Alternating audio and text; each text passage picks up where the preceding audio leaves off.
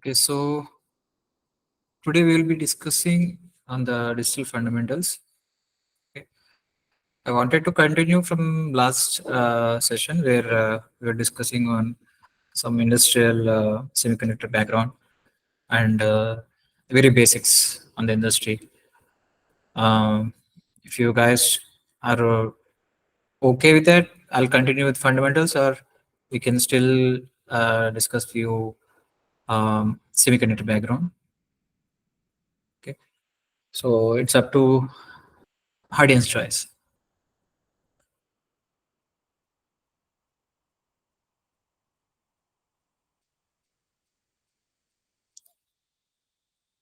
Okay, let's go with the digital background then, digital basics. Okay, I have given you guys the textbook required, okay, on the digital design, but we'll still see few things. And I will be touching the topics which are very much needed in our daily lives of the semiconductor as a physical design engineer. Okay, so what we actually deal with in the real time. Okay, those elements only we'll see. Obviously, we are having the fixed number of logic gates and a fixed number of latches and flip flops. So that thing will not change. Okay, but still we would like to revisit things. Okay, before we uh, enter into the actual course. Okay, and please be interactive, guys. Okay, please respond in time. Yes, sir. Thank you. Let me share my screen.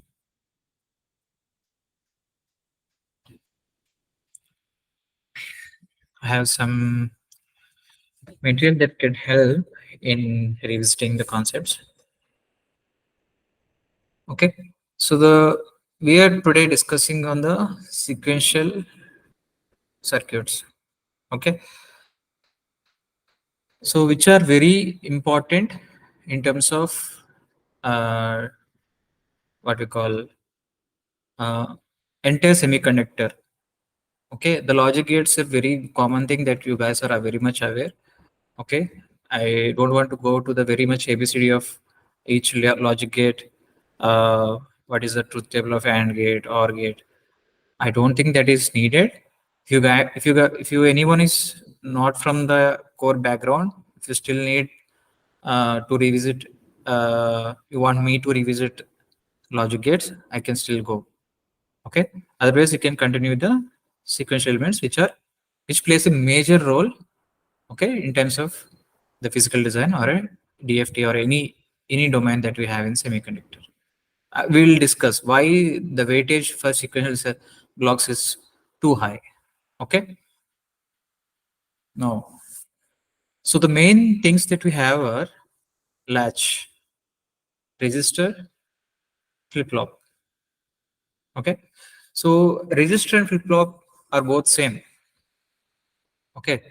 So we have only two things, that is latch and a flip flop. So flip flop is also called as a resistor in our semiconductor industry. Now let's see the latch. Latch means it's a level sensitive. Okay, everybody know that it's the only difference that we have between latch and a flip flop, which is not stable for our semiconductor in terms of storing data. Okay, so we need a controllable element which can be controlled through clock and a proper reset.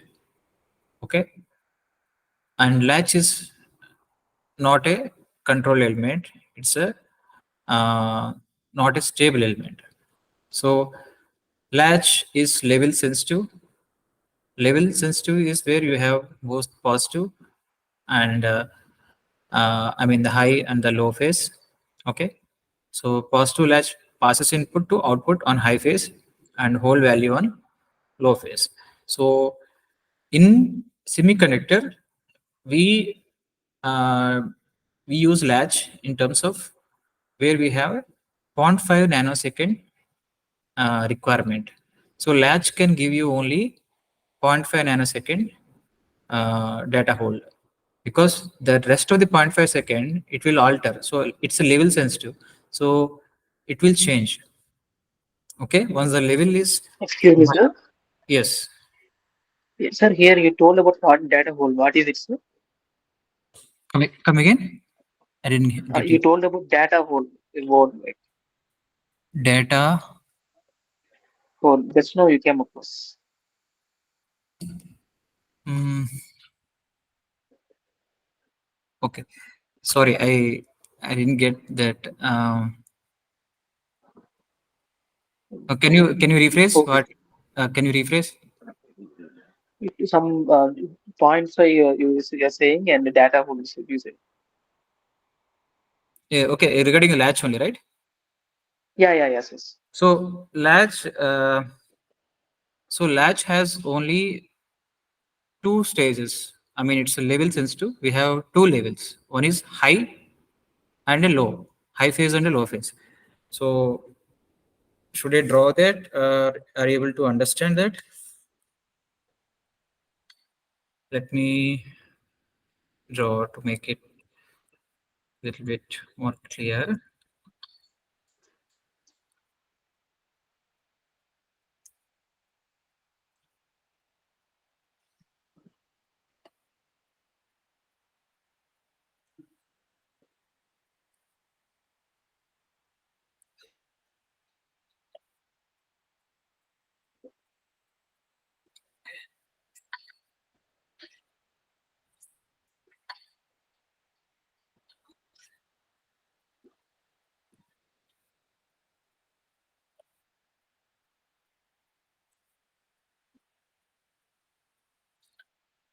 Okay, so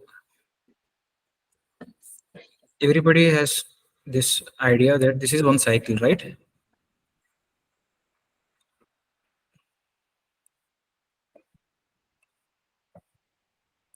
It is clear, everyone, that this is one cycle, right? One complete cycle, Yes, sir. right? So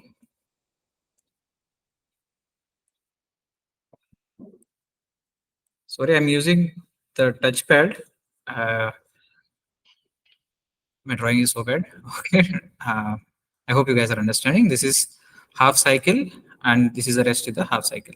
So two phases. You have the high phase and the low phase. You can say the positive and the negative, right? So this is clear. This is positive edge. This is the positive edge. Okay, and this is negative edge. Now edge triggering is different. Okay, and level sensitive is different. So edge triggering is, this is called edge. So when you say positive edge, again the positive edge is this again. Okay, so if you are going by edge, you get a complete cycle. Okay, because if you are going with the uh, positive edge of a cycle, then you have to wait for a complete cycle to get a one more positive edge. Okay, if you are going with the level sensitive, okay, then you always have the level up and down, like this is level, this is high. You have two phases of the cycle, which is positive cycle and the negative cycle. So positive cycle, this is one level. Negative cycle, this is one level. Okay, so the latch will hold. So okay, I think whatever you asked is like 1 nanosecond. Okay, one cycle is called, okay, 1 nanosecond with 50% duty cycle. Okay, 50%, 50%. So this is 1 nanosecond, a complete cycle with 50%. That means 0.5 nanosecond positive cycle, and the rest of a other half is a zero point 0.5 nanosecond. Okay, I hope this is clear to everyone. Yes, sir. Okay, so the technology that we use in real time, the same technology I'm talking. Okay, This you can correlate with a little bit of what you have done in your academics, okay, in your labs or any subject. So this is very important in your entire semiconductor. This plays very crucial role because everything has to go by timing. Okay, so timing is very important. You need clock pulse to toggle a flip flop. Okay, or a not a latch but flip flop. Okay, so that's the difference that we are talking. I'll go in depth. Okay, sometimes I'm like a spoon feeder. So sometimes if I didn't get any response from the audience, I go in depth until I make sure that every detail is explained. Okay, you can stop me at a point that no need to go in depth on that particular topic. So I will move on to next. Okay, please do let me know. It's my bad habit, but it is helpful for you guys. Okay, now, so latch is a, I hope everybody knows the latch. I think this image is good enough. Okay, so the blocked representation of latch and a flip flop would be same, but the enable signal, I mean the instead of clock, you would call it as a enable for a latch. Okay, you can give a clock to the latch, or you can give any functional data. That means you can control it. Okay, you can give anything, not just clock to the latch, depending on the usage of the element.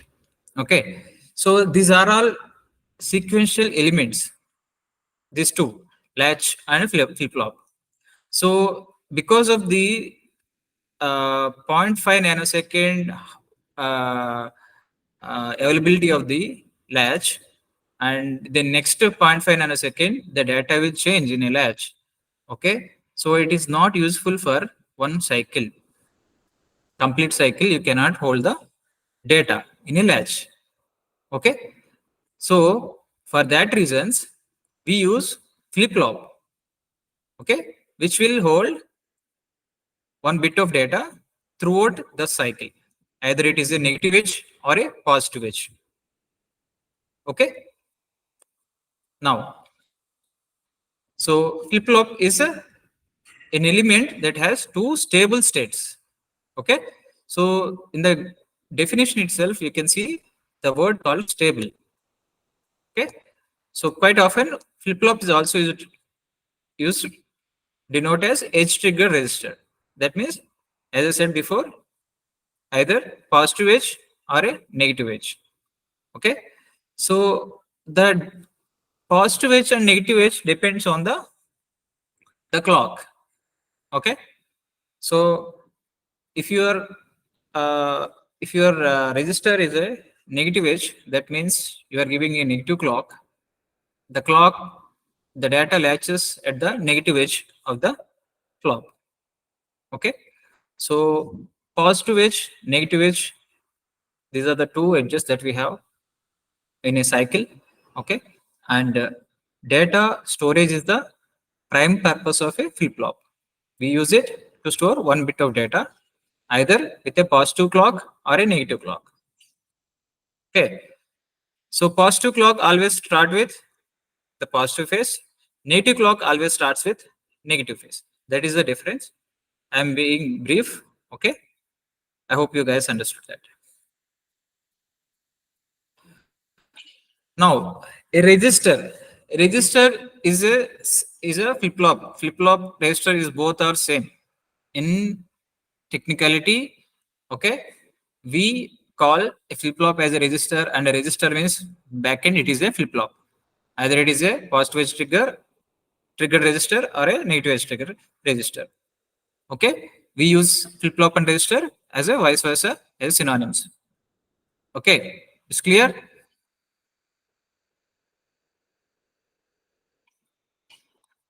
Next, latches are used to build registers using master-slave configuration. So, you can design a flip-flop using master slave latch. So master latch will be positive, followed by slave register, which will give us two half cycles combinedly with a full one cycle. Okay, so this is to build a register. In theoretical that we'll see, and even practically we have these kind of registers as part of our standard uh, standard libraries. I think yesterday, I mean, in the previous session, I explained you guys the libraries, right? You guys can recall that? What is a library, right? Standard cell libraries. You guys can recall the library model, the module definition.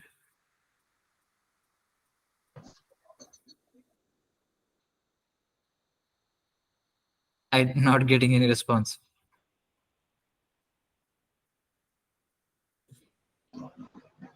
You guys don't remember?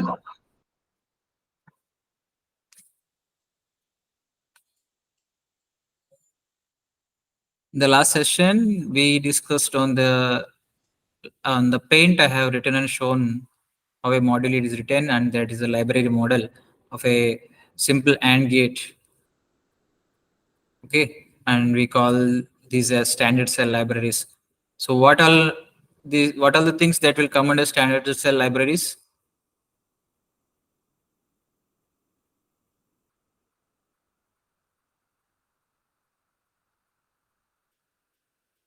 Did anyone make notes of the previous class recording or from the session?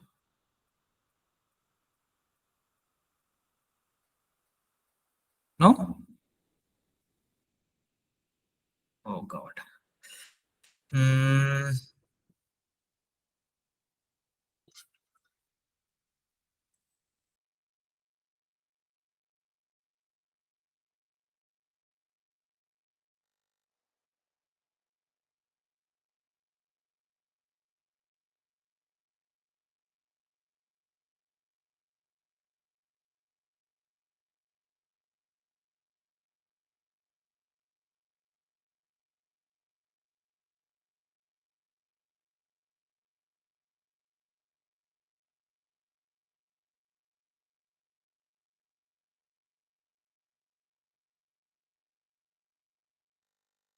Uh, Excuse me, sir.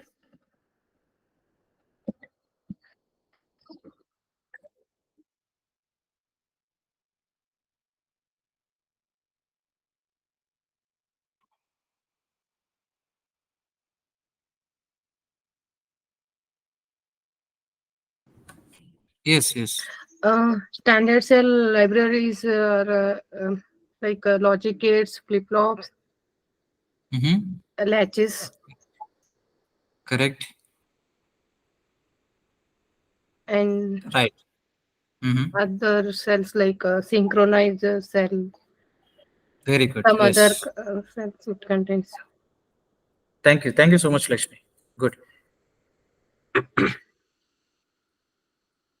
Good. So those are the standard cell libraries. I'm trying to bring up the images that I have shared. I mean, the last session from the last session. So good. Please remember each day's session. Okay, and please make a notes if possible. Right. Let me continue.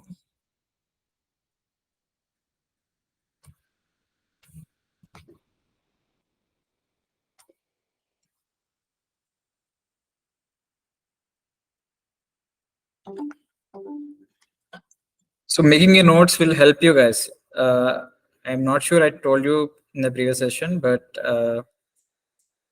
our training course will go like this. Everybody has to maintain a running notes either with the session, or if you are not able to catch up with the session, use the recording. Okay.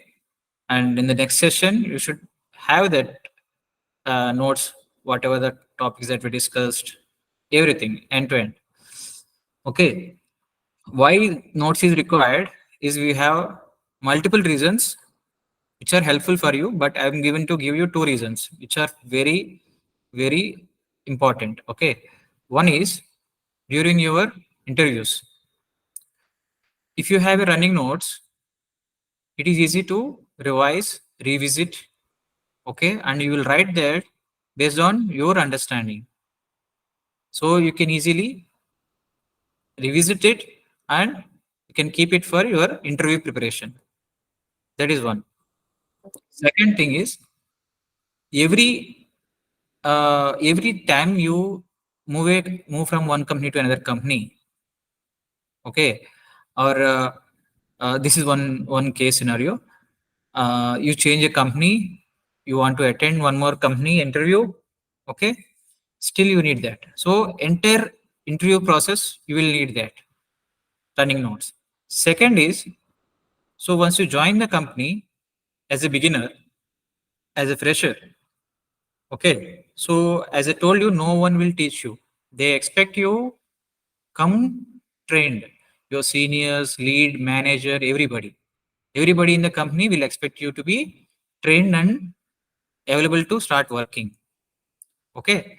Then one thing is you will normally hesitate to ask to seniors directly, but you still have to, and you have to keep your running notes that you have used it for is you use it in the trainings course during training course. You can continue from there and you can make changes to whatever you have learned in the training to the practical world. Okay, so you can scribble it again. Okay, this is what I learned. Okay, so this is an updated version of what I'm doing practically. So you will have a complete information in one notebook. Okay, which will be very helpful until 5 years of time, and after that you can donate it or pass it to any juniors, which will be very helpful. Okay, and this is what we used to follow from, and this is the guidance that we got from our seniors when we started our career.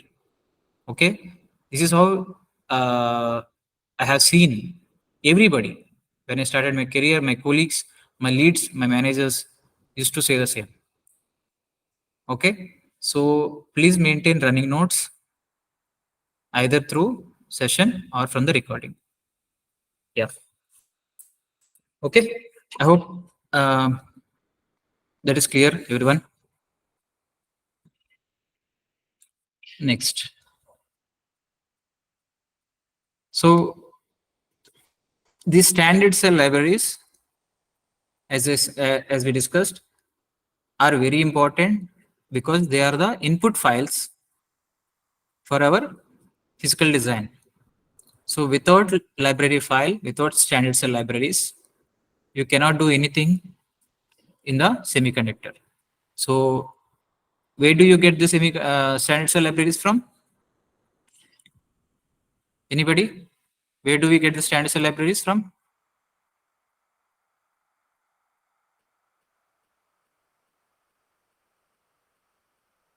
From RTL design.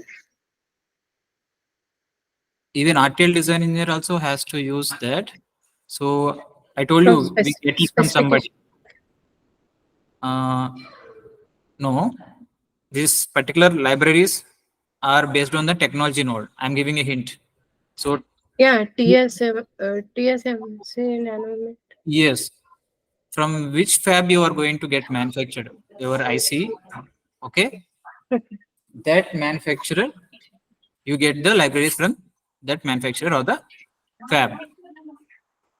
Okay, I have given an example of TSMC 5 nanometer.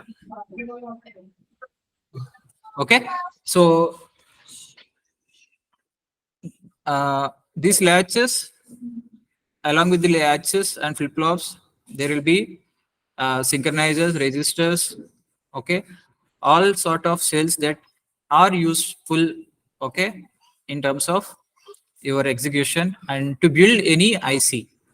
to build any basic building block as a 4-bit counter or a 16-bit counter or a half adder or a full adder, multiplexer, how many you need, what are the type of logic gates you need. Okay, even for designing any large SOC. Okay, these are the fundamental things that's we call standard cell library. So it is standard, the name itself standard is because these are the standard. We have set a standard for manufacturing anything. Okay, so we don't change it. So if TSMC is giving you that standard library, we don't change it. We don't alter the library file. Okay, because it is proven at his end and we get it from that particular vendor. You don't change it. If you change it, and the vendor is not responsible for your changes. Okay, so that's why it is standards, standard libraries, intellectual properties. So the naming convention is exactly the behavior of that particular thing. Okay, so in English, whatever the naming convention that you see for everything in the semiconductor, in English dictionary, what is the exact meaning? It matches. The behavior matches. So these are the actual English words. Okay, so it will be making more sense and easier to understand because entire semiconductor is based on the IEEE standards. Okay, everything in semiconductor is a IEEE standard. We will discuss on that. Okay, anything that you take, it should be from a IEEE standard. It has to adhere to the IEEE standard, then only it gets implemented. Okay, right. Now you can design a register, okay, or a flip flop using two latches, that is master and slave configuration, using two latches inside a single cell, which will give the same behavior of a flip flop. Okay, so what we call it as a master and slave.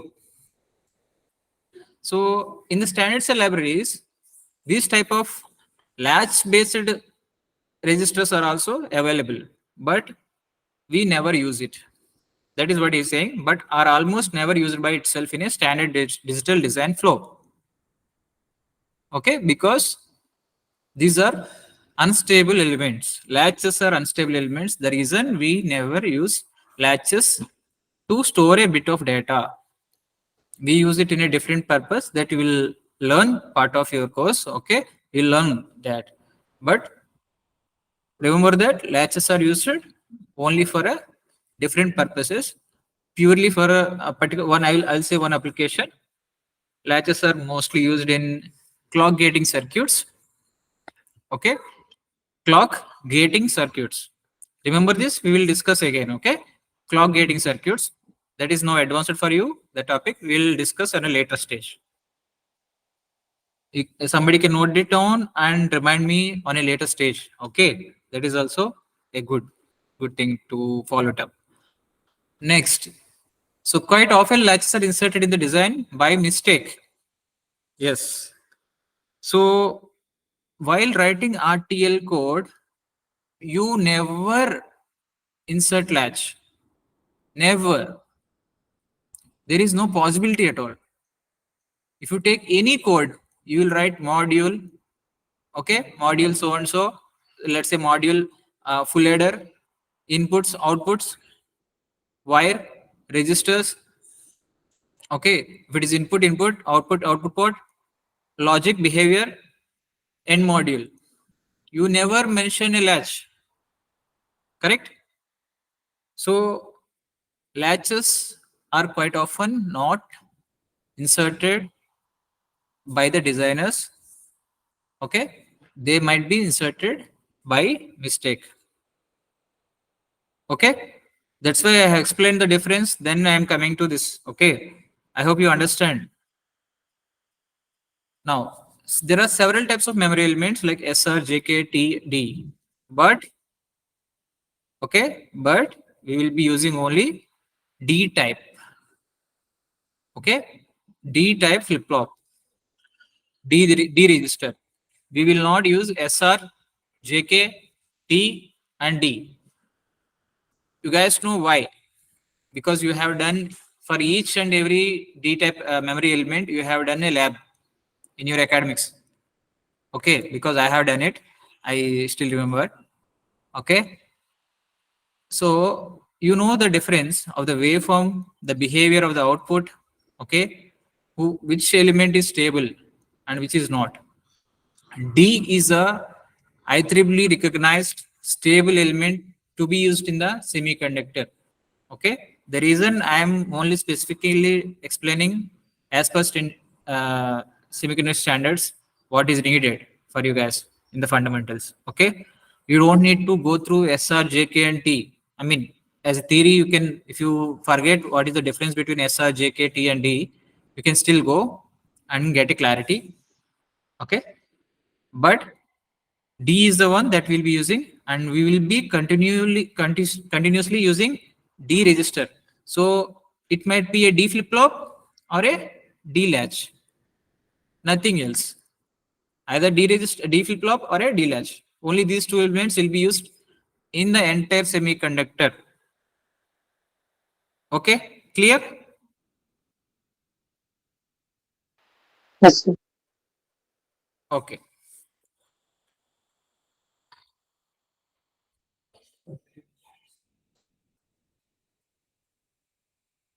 Now, so the impact of timing in terms of using a flip flop. Okay, so 1 second. Okay, let me explain this circuit.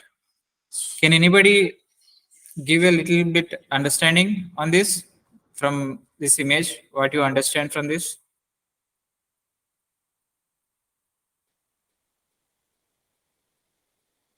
Anyone? Just explain the block diagram from this one only.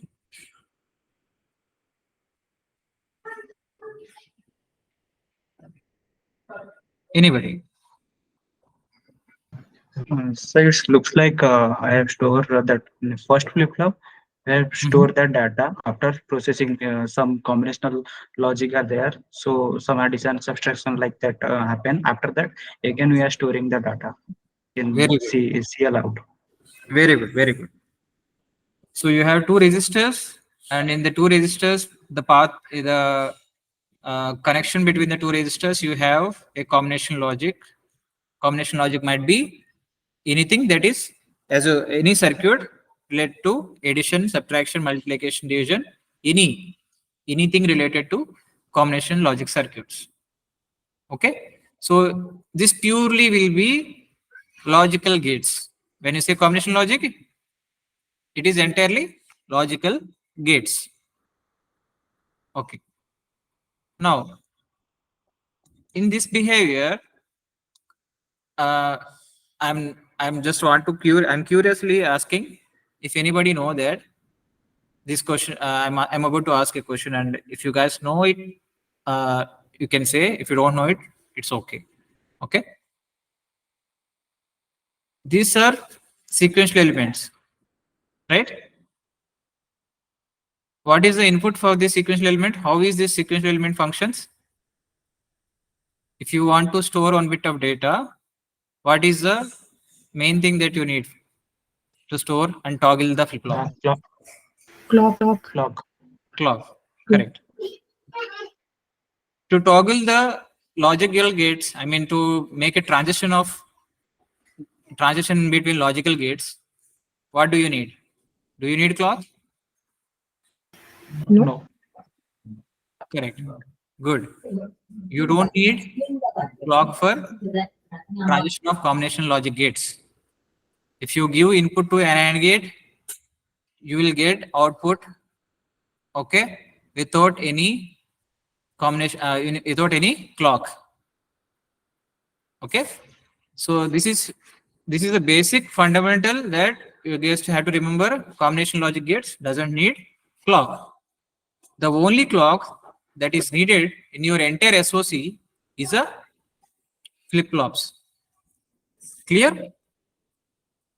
So your clock speed, your SOC clock, that is going to uh, that is going to make your entire SOC functional. That means only the sequential elements are enabled. Combination logic gates doesn't need to be enabled. Once the combination sequential element toggles, the value gets feeded into the logical gates. Okay, that get feeded into the logical gates, and logical gates automatically give you output, and that output is again captured into the flip-flop. Okay, so this is the only thing that you will see throughout your semiconductor. You will have only D latch, D flip-flop, and combination logic gates. This is the very basics and fundamentals of your entire semiconductor. Okay. Now, we'll try to go through this waveform in a simple way just to understand the timing concept from here to here. Okay. Ready? Now, we have a clock. See the CLK clock. Assuming clock of both these flops is the same. That means this the same clock is going to this flop and this flop. Okay. This is here the connection is not established, but assuming that we have a single clock that is driving both this flop and this flop. Now, clock with you have a single clock pulse, okay, that we want to consider in this explanation. Now, IN input. Okay. So input is the input data. What would be the input data?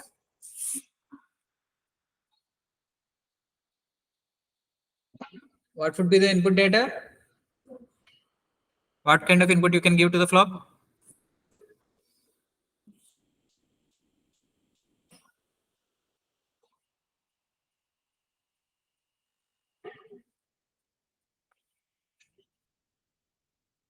What do you give basically in digital circuits?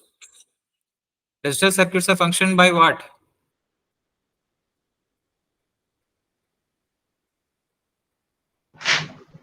Some binary values actually, one or Correct. zero, like 5 or 0. Exactly. Yes. Good. It's a binary input. Okay. Either 1 or a 0. Now, input is given. Okay. And input is categorized into T, SU, and TH. We will explain this. Actually, we are talking about this in early stages now itself, but it helps you guys. Okay. We'll discuss about this. And this is FF1. That means this is a flop. Okay. So FF1, if you here, the FF1 means the FF1 Q. Okay. So this is input and this is FF1 Q output. Okay. Now, input value has come. The data has come, and at the active clock edge, you see there is no not symbol, the round symbol. That means if you don't see any round symbol, that is a, what is it? If you don't see a round symbol on that particular pin, what is it? Active high clock actually. Yeah, that means in terms of positive and negative, it's a Positive. It is. right. Correct. So this Yes. is positive clock. Until unless you see a not symbol here on a round symbol, it is a positive clock. Okay. If you see round symbol, then it is a negative clock. Then the data will be latched only on the negative edge of the Negatives. Yes. negative edge of the clock. Right. Now this is the positive edge of the clock, and input data, we are giving some random data. Okay. Now This is active clock edge. Remember, on the active clock edge, before the active clock edge, the data means the input. Input is nothing but data. 0 and 1 is a binary, is a data. Data should be stable before the active clock edge. Okay, that means it should not directly, data should not directly uh, be accepted on the active clock edge. It will cause ripples or loss of data or a metastability. Okay, so we have a concept in timing that the data should be stable for some time. That time is called TSU. Okay, I'll explain you what TSU. I'm explaining the meaning of TSU, that uh, the data should be active before the active clock edge. Now, SU means setup timing. Okay, setup. That means before the active clock edge, the data has to be stable. That you are making it stable for that period of time. That is nothing but setup time. SETUP, setup time. Okay. Now, this is understood, right? Yes, sir. Yes, sir. Okay. Now, again, Sir, repeat again, sir. okay. So, data, this data and this is data input and this is the clock. So, on the active edge of the clock, the positive edge, the data is coming in, so that flip-flop will take in the data, and the along with the positive edge of the clock, the value will be stored in the flip-flop. And once the value is stored in the flip-flop, that means it is already available in the queue. That basic understanding you guys are aware, right? Now, we have clock, data input, flip-flop 1, and a combination logic output. So we are calculating the timing in this circuit from here to here. Okay. Now, the data input should be active before the active clock edge. Sorry, it should be stable. Okay, that means if you are giving one should be stable at least in this period of time, because you never know the value get uh, lost. Okay, because this is not the beginning of your SOC. This is not the first flop in your design. There is a lot of logic, and after that you have a flop. Okay, here we are just talking about is two simple flops and between a logic gates. We have a logic gates, but in reality, if you are considering this as a SOC, this is not a primary input. Okay, this is not the direct pin of your SOC. So even if it is, there are two scenarios. Even if it is a direct port or a pin of an SOC and you are directly giving to this flop, the data can be misleaded, lost, or can go metastable at any point of time. There is no guarantee. Okay, that is the reason we want the data to be stable, then only we will capture it. Capture means we will be capturing in this flop. Okay, this is the word that we use in semiconductor, that is called capturing. So the data is given as input and clock is driving it, then the value gets captured. Okay, stored is the actual theoretically that you learn, storing one bit of data. In reality, in practicality, we call it as a captured. The value is captured. Clear? Sir, I have a small doubt. Mhm. Why in flip flop that Mhm. setup and hold actually Mhm. happens? Why we need that timing actually? That's what I was telling you the same. That data we don't guarantee the data. The incoming data is not guaranteed that it will be stable. If it is not stable, what happens? if the data is not even stable at this period of time, that means it is not a proper data. Okay, so you consider it as a not a proper data. If it is not able to be stable at this period of time, it can go as metastable at any stage. Okay, we will set some rules to make sure that the data is captured properly. Okay, so these are the rules. So you know the SR latch, T latch, okay, JK, Yes, sir. the Sir, like metastability that you combinational see. Yes, yes. yes, yes. Come again. Sir, like a simple combinational circuit like Mm-hmm. AND gate. Mm-hmm. So when we will give that input, so after Mm-hmm. some time that delay, Mm. total delay, The propagation input delay, delay, it you will are give the saying output.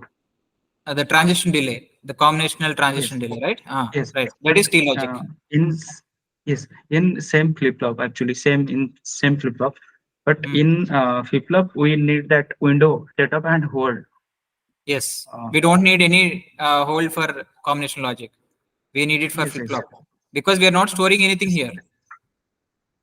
Yes, although that sequential element also Mhm. we made from that combinational Correct. gates, but Correct. yes, but here we need some window setup and hold Because window.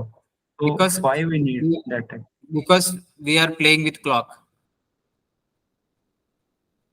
Okay. Okay, Clock is a stable element, right? Clock is a stable element. You will not give any sinusoidal signal, right?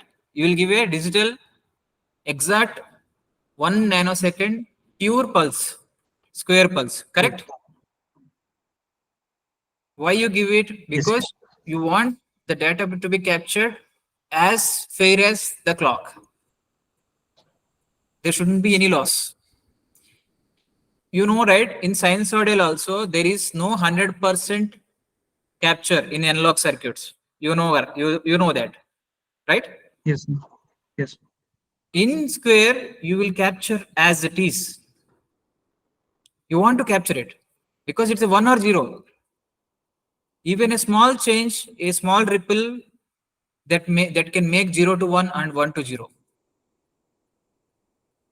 Okay. okay, okay, So sir. this is the behavior of a D flip flop where you can make the data stable in a D flip flop by giving the clock only when you have a proper setup and hold time. This is not for the general execution. This is for when you manufacture it. Yes, Okay. When you manufacture it on a IC, this setup and hold time will give a buffer time of because of any physical manufacturing process. Okay, anything might happen that any additional delays might get added. That will give a buffer time. Okay, to the input to be captured properly into the flop. Okay, this is a precaution that we take in. That's why we set a setup and hold time. This is what we set up. okay, We are setting it up. okay. Thank you. Sir, one more question is normally we can make SR flip flop like from SR we can make D flip flop. Correct. But we are not using that. Why we will go for master and slave using latch that? No, no, Although no, we no, have no, no. this actually. Correct. Sorry, you might have understood wrongly here. This has nothing to do with the flop. Okay, this is one separate line. This is separate line. This is separate line. Three or three different statements. They do not like there is no relation. Okay, latches are used to build registers with a master slave configuration, but are almost never used. This is statement is done here. Okay, Yes. Yes. and we are little bit extending the topic of latches where are inserted in the design by mistake. That is also explanation given. Here we are talking about D registers. It has nothing to do with the master and slave. We are not doing it.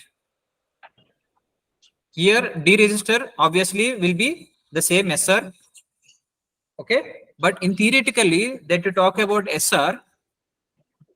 Okay, theoretically you draw it Yes, as an SR, but D in a reality SR D both are same in the implementation with the additional buffer. Okay, yes, in yes, sir. Yes, four gate with one not gate, so we can make a correct, D flip flop. Yes, correct. but in using master slave configuration, we are using two Mm-hmm. latch Mm-hmm. followed by one not gate. So I'm Correct, asking that we can, yes. So that's why I'm asking, we can make D flip flop by both actually, four NAND gate and one not gate. Using correct, SR, SR from SR we can make a D flip flop, and another is from two latches followed by one not gate. So correct. yes, so we are So using that master. we are Yeah, using gate. yes, We are using gates, not latches, in our actual D register. In a physical environment, you use gates, not latches. okay, okay, sir. Okay, everything will be gates only. Anything that you design will be gates. This is a rare combination of master slave configuration. We will have extra registers. This we don't use at all until unless there is a requirement of a shadow register that we will discuss later. Okay, Okay, there okay, is a right, concept sir. called shadow register. Only then we will come across registers with the master and slave type of behavior, and the D flip flop is designed using latches, not gates. Clear? Yes, sir. Yes, thank you. Right. Because at end of the day, you have to design this all the things using CMOS only. Okay. As a physical design engineer, you will be seeing the physical implementation. You will not even see these gates also. You will be seeing stick diagrams. Okay. You have to see the stick diagrams only. Like Okay. 60, What? Sorry. Stick like di- 60. stick diagrams. Stick diagrams. Okay, okay, okay, The okay, last okay, chapter okay. of VLSI system design that you guys ignore in your Yes, academics. Okay, that yes, is okay. Sorry. that is the reality of semiconductor. You have to use stick diagrams only. The CMOS, pure CMOS designing. Your physical design is entirely CMOS design. That is the name, physical design. Physical means the actual IC gets converted from gates to actual CMOS circuit. So in CMOS, what you will see? Okay, so you have to imagine each and everything in CMOS design only. Okay, so first we will go through this, then we will enter into CMOS. Okay, Okay, okay. Thank you, sir. right. I'm very happy that you guys have a good understanding on this. You still remember. This is good. Okay, I'm trying to spoon feed because I've seen many batches over the years, and I'm seeing interns from IIT triple ITs. I have to train them. Oh God, I can't even explain. Okay, so the basic habit that I got is I have to spoon feed. Okay, never mind. Now the flip flop output is captured on the active edge. Okay, after the active, I mean after the hold time. So sorry, we did not discover the whole time, right? So after the active clock edge, similar to your setup time, the data should be stable for some more time. Okay, it has to be stable before and after the active clock edge, before the active clock edge and the after the active clock edge. Okay, then only we claim it as a proper capture. So the data gets captured in this proper window.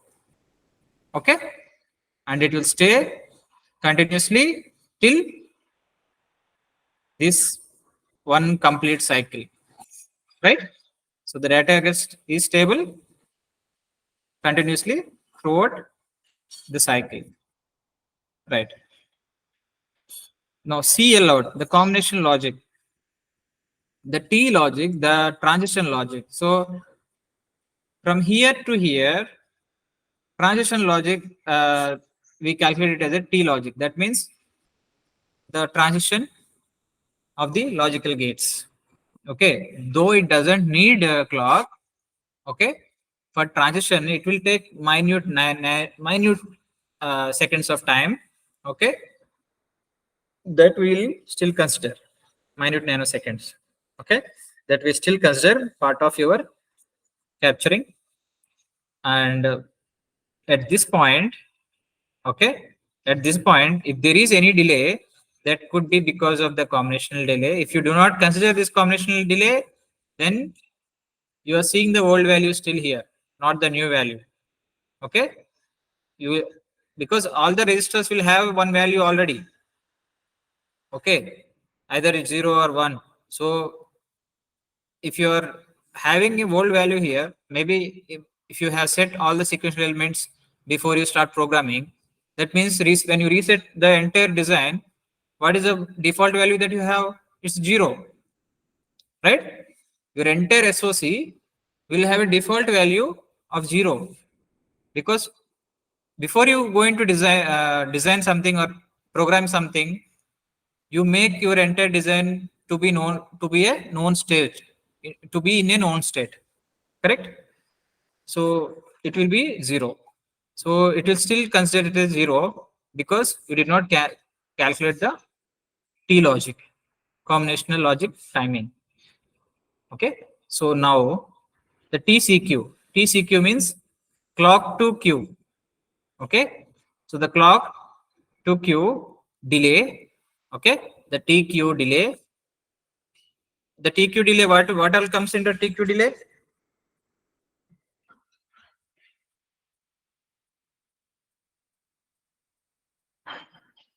The time taken to capture the value, okay, in the clock when the clock is active, that the to keep the value in the queue. Okay, clock to queue plus T logic plus TSU, the setup time.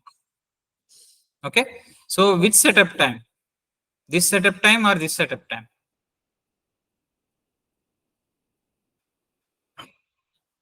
So first one, left one. You are calculating from here to here, right? Okay, So we should consider the first one setup time. correct, Yes. because you are calculating from here to here. Okay, so this TSU should be considered. Okay, now CLO out is having the value captured at waste at this stage. Okay, so this period is a TCQ plus TLCD. Okay, the value gets captured. Okay, and you have the value here with again a fresh TSU before the active blockage. Again a fresh new cycle, again test setup, and again hold setup. The value starts from here in the second cycle. So TCQ, clock to Q, TCD to clock out to D, plus T logic plus CD, okay, will always be greater than T hold. Okay, so the total time we will be calculated like this, and TCQ plus CD plus T logic CD, okay, alone can be calculated as a T hold. So the time taken for the first register hold time will get add on to here, the second cycle. Okay, because this is the first cycle, you already know how much hold time is needed, that gets added to the second cycle. Okay, this you will understand. This is very initially you are trying to start. Okay, on the going of STA, when you go to STA, you will go in depth into this. You will have a very clear understanding in the labs as well. Okay, we'll discuss this. Okay, I'm moving on to next. Is it okay? Can I go ahead to next topic? Yes, Ganesh. So combinational and sequential. So you can represent an edge triggered circuit, okay, using a sequential always block. So the reason is you are either giving a clock or a reset. So there is some trigger to always toggle the value of a resistor. So you always provide the sequential behavior always statement in the uh, definition of a flip flop. Okay, so if you are representing a combination circuit like a mux, you see the left side. Okay, so the only times that we use always statement is either in the mux or in the flip flop. Okay, so you can also think like anything, any element in the entire combination circuits which will have the what we call the triggering element. Okay, the triggering element only mux and flip flop or a latch. That means resistors. Okay, so if you don't give a select line, mux cannot give output. So you need a always statement with either A, B, or select. But you can always have always at the rate select. Okay, what happens if you give only select? It doesn't bother about the value has come at A or B. Just by select, it will drive the output based on the conditional statement you have started in the beginning, from begin to end. Okay, so if you see in the left side, it's a combinational writing of a mux A B select output, input A B, again select is also input, output is out. You are writing a register to store, okay, the value at the out. So you have written reg out. Now always at the rate A or B or select, okay, begin if select output is equal to A, else output is equal to B. Okay, so this is a simple definition of abstract level Verilog programming. Okay, similarly here you have a flop with a mux. So one more thing that I wanted to tell. Uh,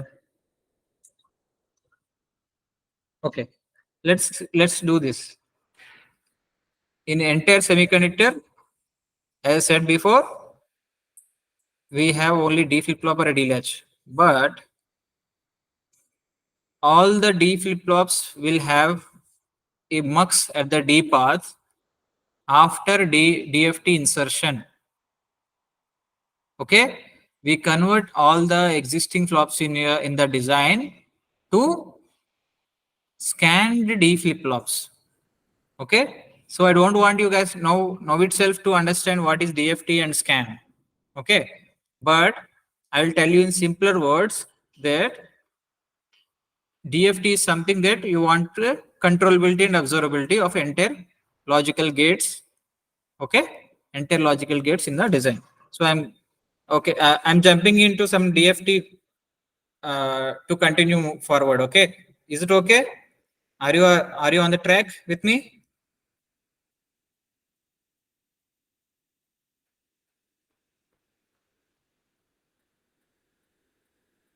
No, you got missed somewhere. Yes, Ganesh. Okay. So I'm going into a little bit of introduction to DFT because why you need a mux, okay? Why you will have a mux in front of, Ganesh, yes, these scan chain insertion only. yes. You know about scan chain insertion? Ah, yes, yes. Okay. Did everyone of you here know what is scan? Why mux is needed? Uh, no, no. No, no. I, Okay, okay. Okay. For everyone's sake, okay, I'm going to have a little bit of understanding on why you get mux. Post DFT insertion. Okay. So I'm going to use this simple circuit which represents everything, right? Now, as I said in the introduction session, RTL design engineer will write the RTL code and give it to whom? Where does the RTL go to next stage? What is the next stage of RTL design? Synthesis. Synthesis. Good. This is. And one more. RTL also goes to D- verification engineers, right? yeah, DFT. RTL goes to verification engineers and it goes to synthesis team. Synthesis team is your physical design team, right? Physical design engineers has to synthesize it using synthesis tool. Now, if DFT can function on two things, either with a direct RTL, okay, or a netlist. We have two flows. We can work with RTL and without RTL also. Without RTL means netlist. Okay, no RTL means netlist flow.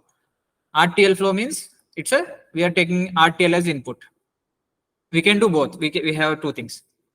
Now, physical design cannot work on RTL because at least they have to convert into gates so that you guys can convert gates into CMOS. Okay, you cannot directly convert RTL into CMOS. Remember this. Okay. Next, in synthesis, uh, your RTL code is converted into gates, and you have a netlist. Now, this netlist is having pure logical gates, sequential circuits with sequential circuits with implementation implemented by logical gates and sequential elements like flip flop and latches. Now that is a normal flip flop.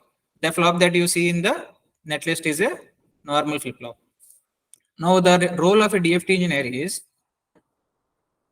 you want to bring controllability and observability at each and every node of the entire design. Entire SOC design, you need controllability and observability. Okay. That is the purpose of testing, adding test logic and test that helps in the testing of your IC. Okay. So if you don't add DFT logic, you cannot test the IC on the tester. Last session we stopped at the tester, right? So tester is the final stage which your whatever you have designed so far. Okay. If you want it to be manufactured, it has to be tested and it has to pass. And it has to give good coverage, test coverage on the tester. In order for that to happen, you cannot depend on the functional verification. Okay, the difference between functional verification and a test engineer, we will discuss this again. Okay, now functional verification engineers, what is their work? Anybody know what is the work of a functional verification engineers? Design verification or functional verification is same. Anybody know what is the role of functional verification engineers? I told in the demo session.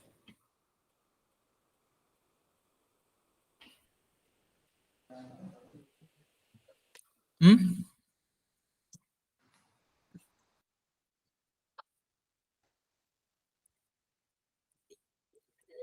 Just whatever you feel you can say, be open. Verification of RTL. Yes, verification of RTL code. So how he will verify? I told you that. How he will verify?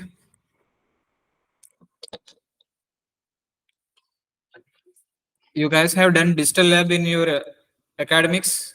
Did you use model sim or Xilinx? Anybody? Model sim or Xilinx? So how do you test RTL code? You write a test bench. Correct? Yes. Yes, normal test bench. Yes. So I'm taking a small thing here, okay? A and C here. This is B. Okay.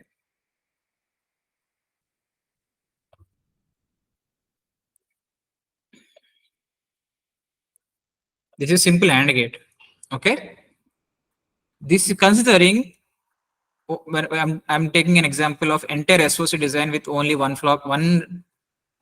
gate now. Okay. So that we'll go into further later with a more logical gates. This is easy to test or not?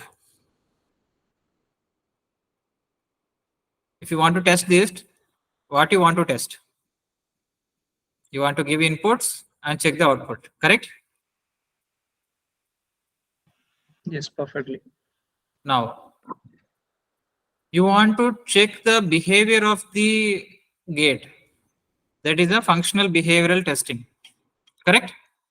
You give stimuli and check the response. Stimuli, response. That is the functional testing. Okay.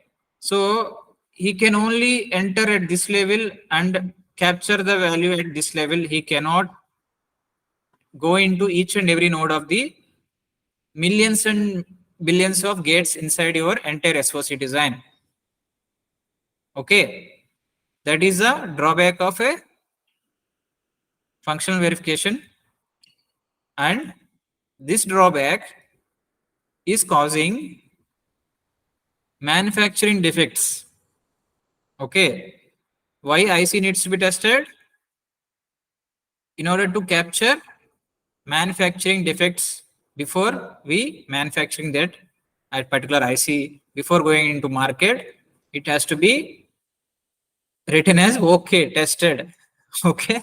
So if that IC is not tested, it comes into the market in any physical uh, equipment or a PlayStation or a toy, anything, any ASIC appliance.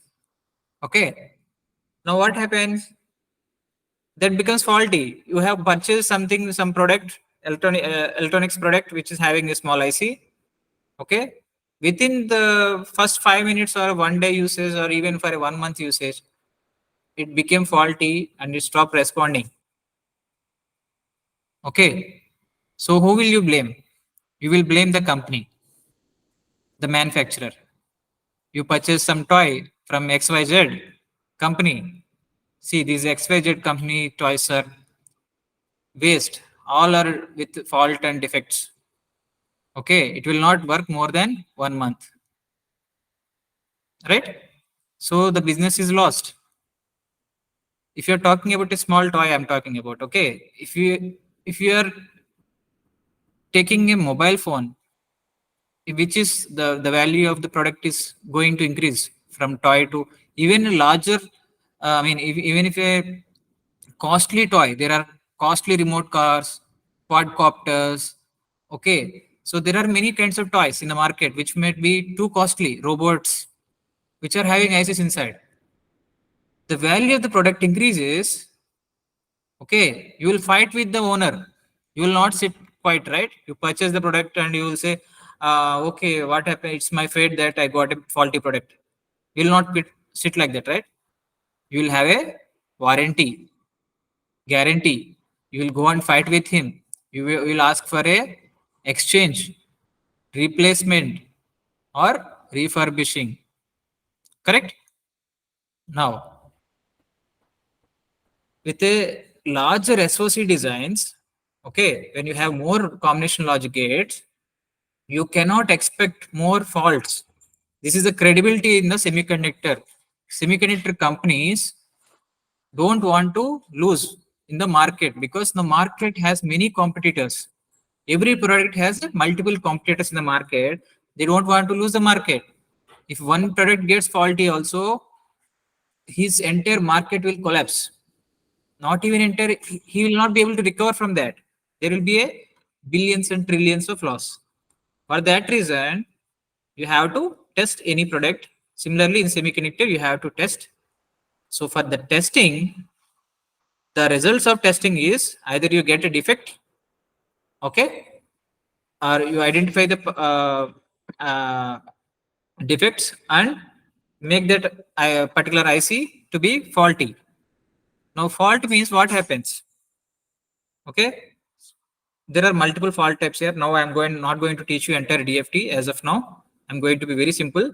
So assume that it is a 0, 1, or okay, either it is stuck to 0 or 1. Okay, so this is a connection. Okay, we already have it here, right? So let's say this is grounded. Okay, for your understanding, analog, I'm making it as a this particular AND gate output is grounded. Now what happens if you give 1 here and 1 here? Okay, what is the value you expect here?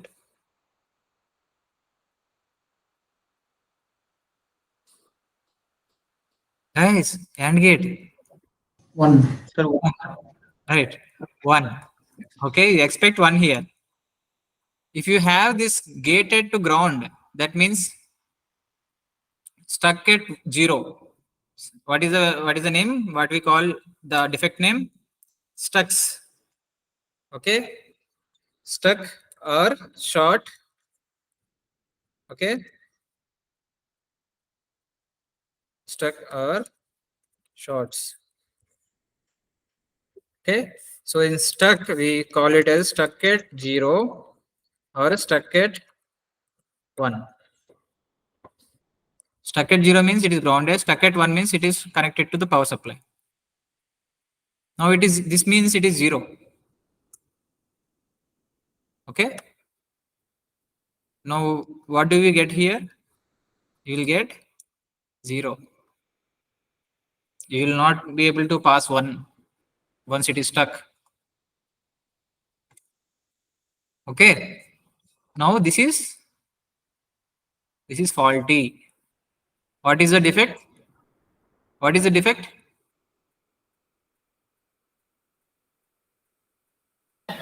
Output is grounded. Yeah, in technical terms, it is stuck at Stuck, 0. stuck at 0. At 0 is the defect. Now your IC is faulty, right?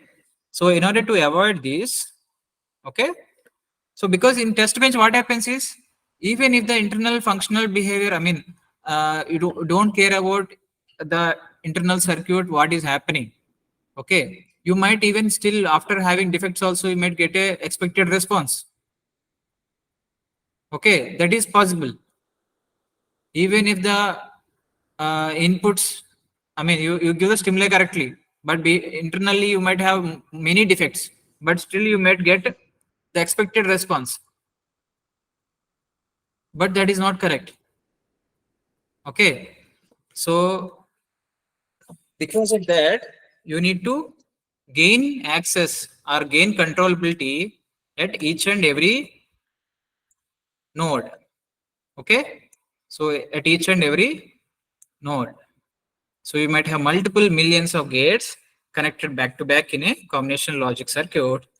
So you need access to each and every node. You need access here, you need access here, okay, you need access here. You need access everywhere in the entire design. So in order to do that, we do DFT. Okay, so we do DFT, and what we do here,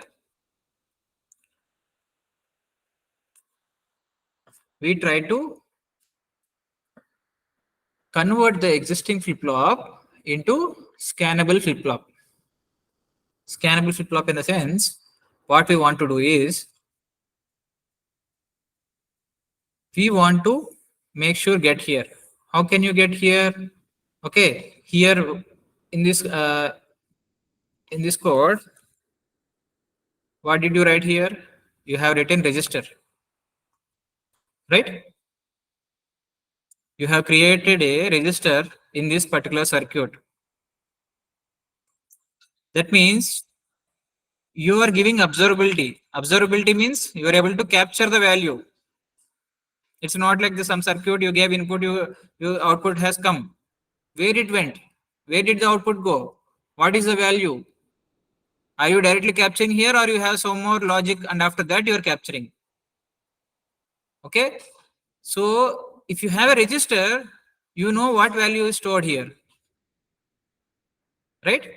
So in order to store a value, you are creating a register, and that register is our helping hand for DFT. Remember that the RTL designers, engineers, if they're writing the code with a DFT friendly, if the SOC is intended for DFT friendly, they want coverage, then they have to create more registers at each and every output. Okay, so that the code will be written like this, and you will have observability. Okay, you have observability. Observability means you are able to capture the value, you are able to capture the response. That is observability. Now, controllability is something you are giving some value here, okay, and that has to go in. That means you should be able to give some value to this input node.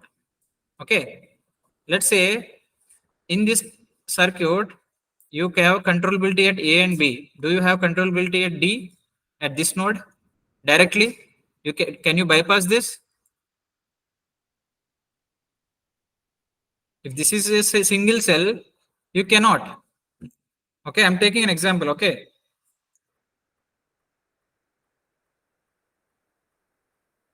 in this circuit, you have a controllability on D because you are giving directly, it is a primary input now in this scenario. Okay, and you are able to give it to the combination logic gate, and you are able to capture the value because you have a flop here. Okay, so you need controllability at this point. Okay, at this point, at every input node of the combination logic gates and sequential elements, you need a controllability. That means you should be able to put some value there. Okay, so why do you need to put some value? Because of these faults, okay, you realize that every node can be faulty. It might be stuck at 0 or stuck at 1. So each and every node has two possibilities: stuck at 0 or stuck at 1. So DFT has the DFT scientists, the early scientists who created IEEE protocols for testing an IC, what they did is they have created algorithms, and the tools will have the algorithms to test entire design, assuming that each and every design, that means entire design is faulty or a defective. Okay, entire IC is defective, entire design is defective. As a DFT engineer, you should prove it as a entire design is fault free. That means if you are saying 100% the design is faulty, you should prove at least 99.9% it is fault free. That is the role of a DFT engineer. For that, he will use the existing flops in the design. Okay, the existing flops in the design, which are already close to the combination logic gates. Okay, which is already close to the combination logic gates, that is written part of the design. So if you gain access to this particular flop by adding a mux, okay, so that you will have a select line between functional input and a scan input. So why you need scan? tool will generate patterns to prove that this particular node is fault free. That means, so assuming that there is a fault here stuck at 0. Now you have to give opposite value to prove that this node is not stuck at 0. Then you give 1 here. Okay, and you give 1 here, and this is your stimuli, and this is your pattern. What is called pattern?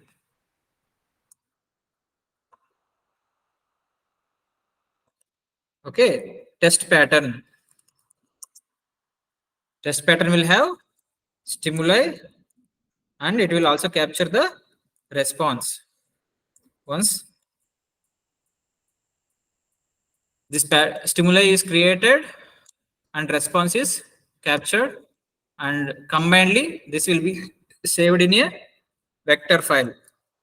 Vector file. So vector file will have these three. Okay.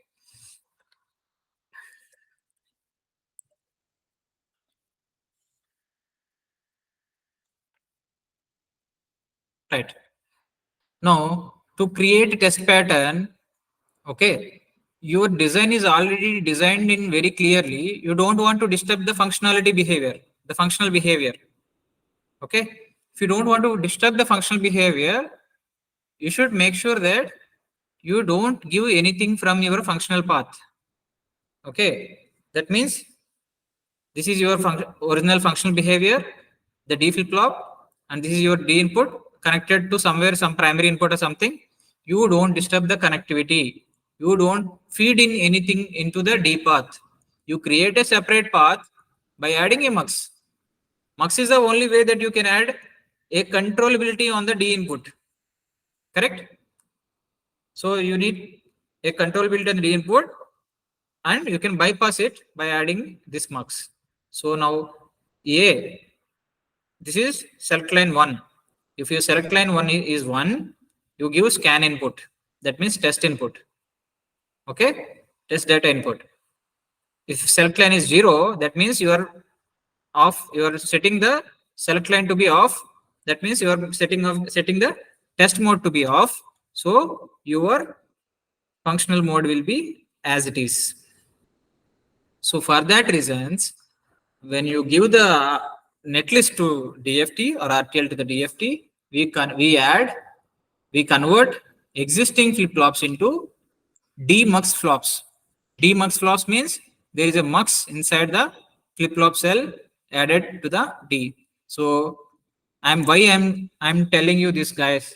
Okay, why I'm taking time to tell you all of this is because your physical design will be implemented based on this only, because after DFT insertion only you will be full-fledged doing your floor plan, layout, everything on a demuxed design. So all your registers will be demuxed.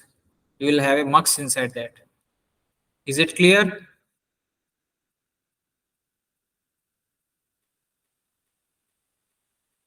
It is too heavy, but I hope you guys have understood it.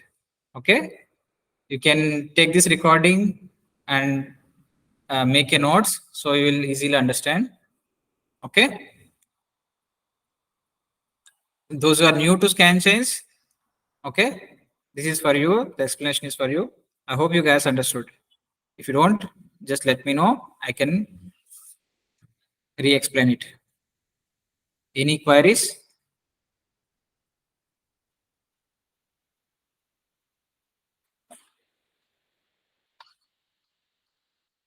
Everyone understood? Yes, sir. Yes, sir. I understood. Okay, everyone, I hope everyone understood, right? I'm moving forward.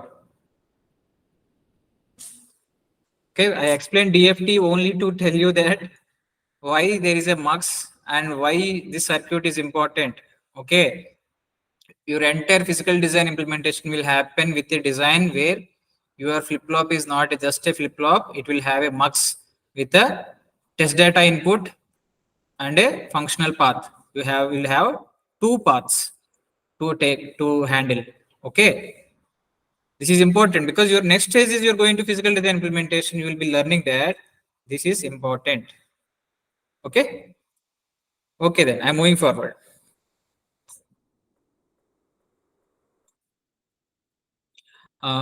And please do let me know if I'm taking more than the required time. Okay. It is in this country where I am. It is 10:45. I'm not in India. Okay. In India time, it is 8:15. I hope so. Correct. Okay. We will wrap this session in 15 minutes. Is it okay? Okay, Ganesh. Yes. Thank you. Next. The use of passage and negate makes an always block sequential edge triggered flow. This we already know. Okay. So unlike combination always block, the sensitivity list does determine behavior of a synthesis. Okay. So unlike a combination always block, the combination always block we have seen before, the sensitivity list does determine behavior of a synthesis. So if you say only passage clock, the clock will be active only at a passage clock. Okay. So this is purely synchronous element. Okay. This is purely synchronous clock, synchronous D flip-flop with a synchronous clear.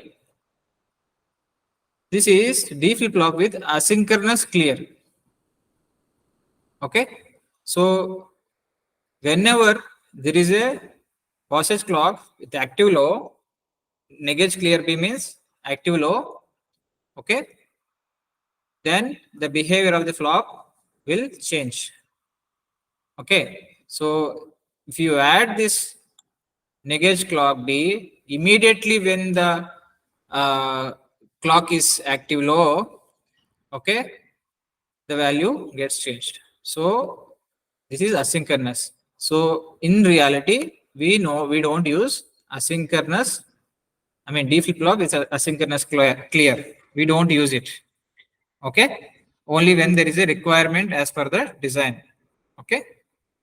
So here always block entered only at each positive clock edge. Here always block entered immediately when active low clear B is asserted.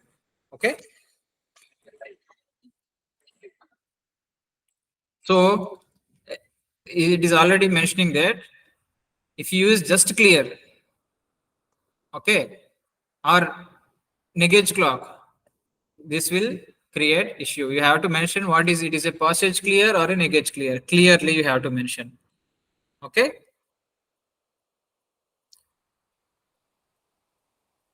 Next, assign any signal or variable from only one always block.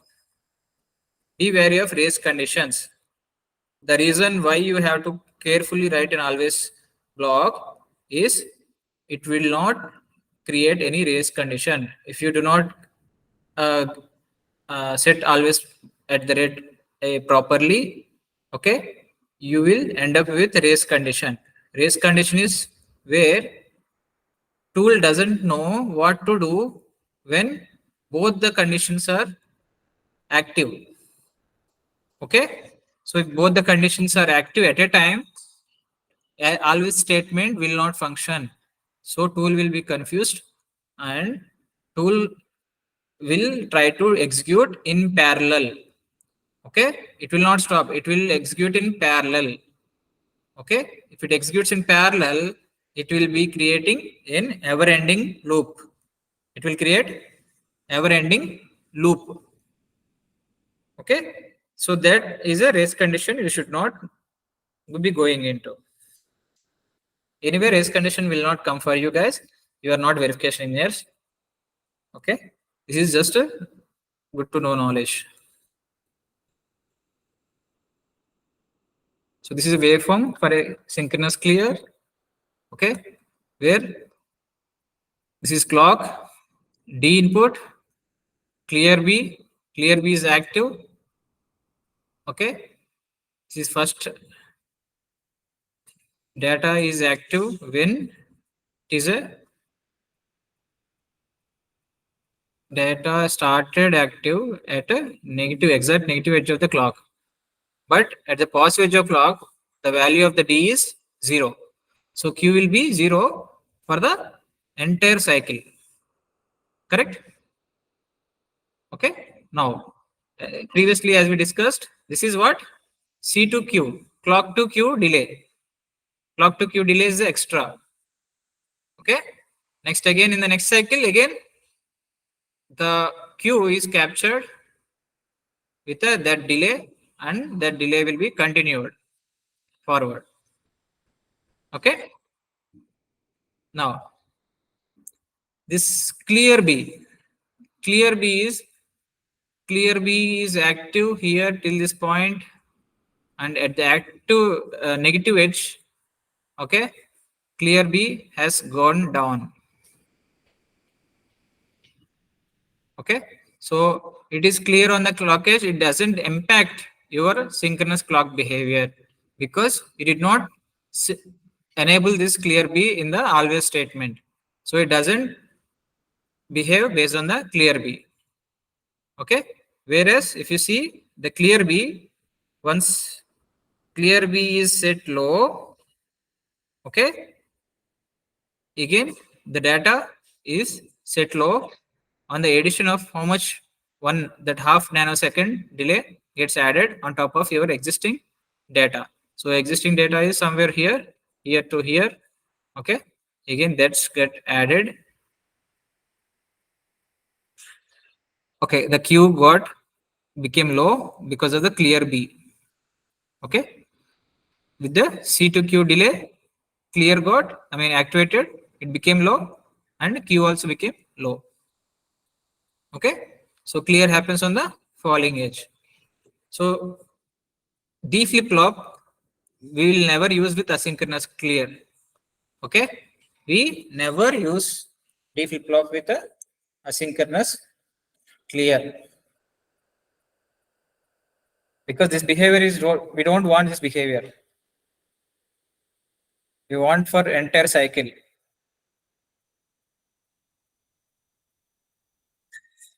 Okay, and I'm going to give this presentation to you guys. Okay, so you can revise this because these are all basics. Okay, as far as required, I'm trying to explain, and the rest basics which are not required for PD, I'm not going to explain for you guys. You can just go through the document, you will easily understand. Okay, so these are blocking and non-blocking assignments. You guys are aware when to use blocking and what is syntax of blocking statement and what is the syntax of non-blocking statement. Okay, from the examples also you can clearly understand. Okay, this is flip-flop based digital delay line. That means it's a you can also consider this as a shift register. Okay, it's a shift register with a 3 registers continuously connected back to back with a same clock. Now you can use it a delay line or any, there are many advantages of using shift registers. Okay, here if you see, will non-blocking and blocking assignments both produce the desired result. Okay, the condition, the syntax, the only syntax difference would be the left arrow symbol at each input. Correct? Now if you see, at each rising clock edge, Q1, Q2 and output simultaneously receive the old values of input Q1 and Q2 in Q1 and Q2. Whereas if you see the behavior of the what we call the, sorry, where is this? Yeah, right. If you see the behavior here of blocking at each rising clock edge, Q1 is equal to in, after that Q2 is equal to Q1, that will be again going into input After that, output is equal to Q2 is equal to Q1 is equal to in. Therefore, out will become your input. That means a proper synchronous way, in is stored in Q1, Q1 is stored in Q2, Q2 is stored in out. So input, the initial value, the way which one is stored, this input value is stored in Q1 will slowly come back to out. Okay. Okay. So blocking assignments do not reflect the intrinsic behavior of multi-stage sequential logic. If you don't give the non-blocking statement, it will consider the circuit like this. Okay, so we should always use non-blocking syntax, non-blocking assignments. Non-blocking is with a less than or equal to symbol. So your representation should be always less than or equal to in your Verilog code, in the always statement. Otherwise, your sequential circuits will not be considered. Is this clear? Can I go forward?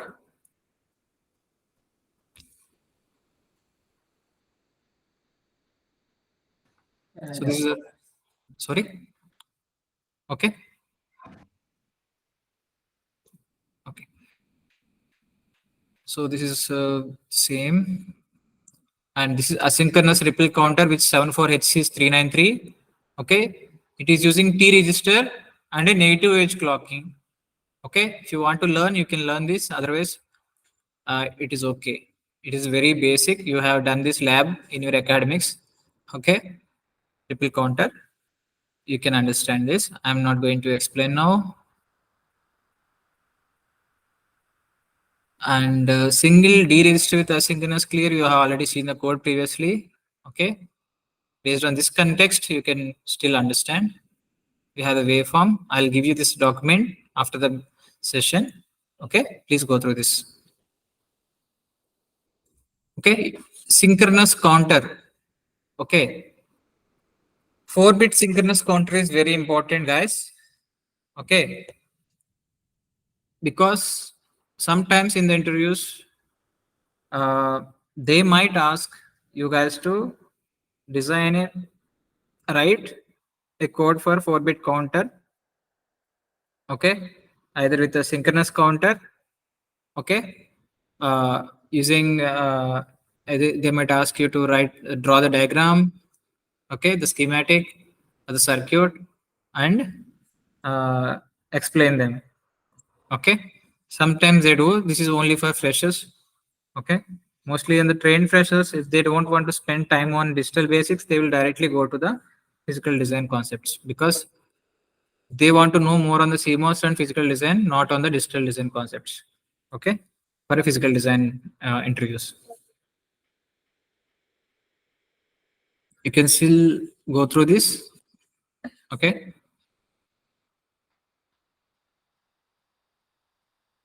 And these are important. Okay, I'm skipping doesn't mean that it is not important. You guys have to go through this.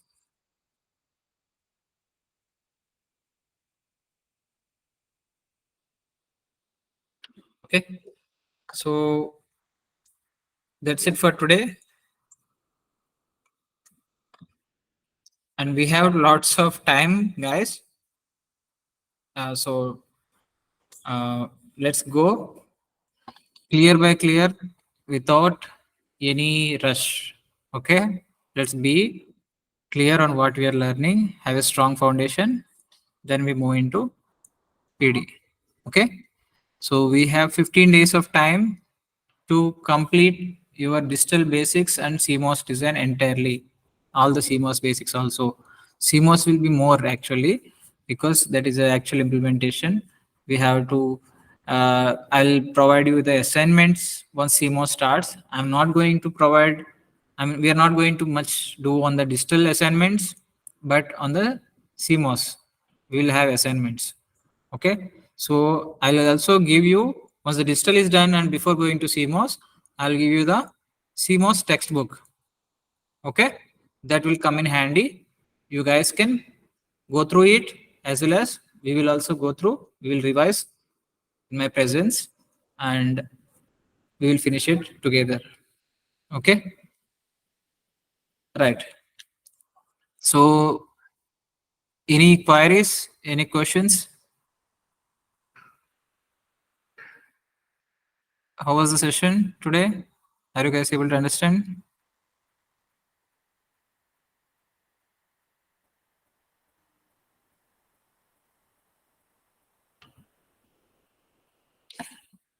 Sorry, I didn't hear anybody. Yes, Ganesh. Thank you. Yeah, please respond. Yeah, I'll not be able to understand if you guys have taken it or not. Okay, please do respond. Let's make it more interactive. Huh? Okay then. I think it's lunchtime for you. Sorry, dinner time. Go ahead. That's it for today. Okay. We'll meet on Wednesday. I think tomorrow you have a session from 7. Okay. Good luck. And please maintain running notes. Please don't forget. And if you're not making running notes along with the session, okay, you can make a record.